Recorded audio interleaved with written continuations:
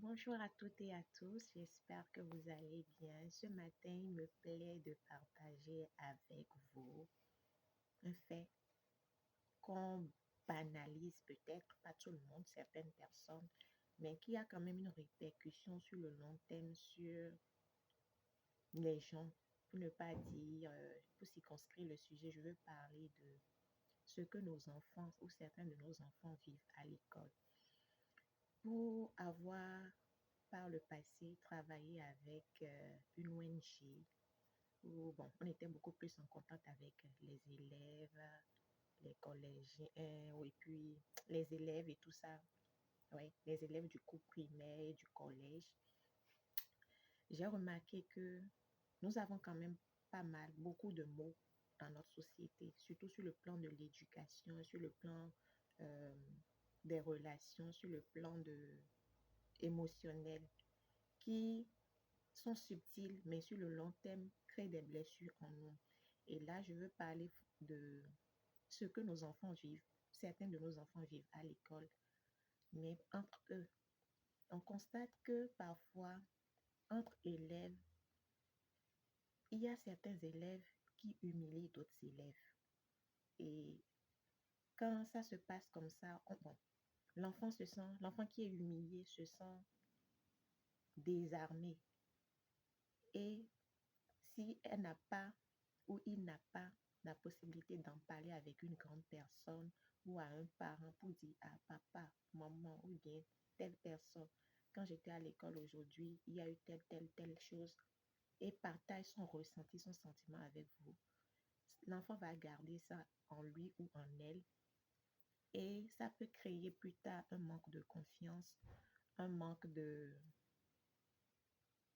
d'action, pour ne pas dire manque d'affirmation de soi. C'est des actions très subtiles, mais on pourrait banaliser ça. Donc, je voudrais nous exhorter à nous qui sommes parents, quand nos enfants vont à l'école, si on trouve du temps, même si on ne peut pas faire ça chaque jour, peut-être prenons un week-end et discutons avec les enfants pour savoir leur ressenti, comment ils se sentent, comment ça s'est passé à l'école et tout. Et s'il y a éventuellement des blessures qu'ils ou elles ont reçu à l'école, que vous puissiez discuter de ça au plus tôt avec eux et leur parler clairement de l'importance de leur identité pour que ces enfants-là, plus tard, puissent être des adultes émotionnellement équilibrés. On ne peut pas tout éviter, certes, il y a certaines expériences que tout un chacun de nous doit faire, mais il est de notre responsabilité en tant que parents, d'autant que cela se peut, de discuter avec nos enfants.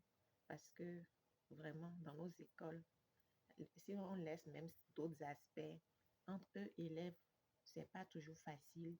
Il y a ces trucs de rivalité, il y a ces trucs de on humilie les gens, tout ça là.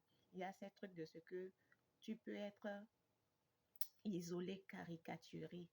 Et l'enfant pourrait éventuellement, si elle garde ou il garde tout ça en lui ou en elle, former un mécanisme de défense très tôt, de s'isoler des autres, de ne pas s'impliquer, alors que peut-être à la base, ce n'était pas sa nature.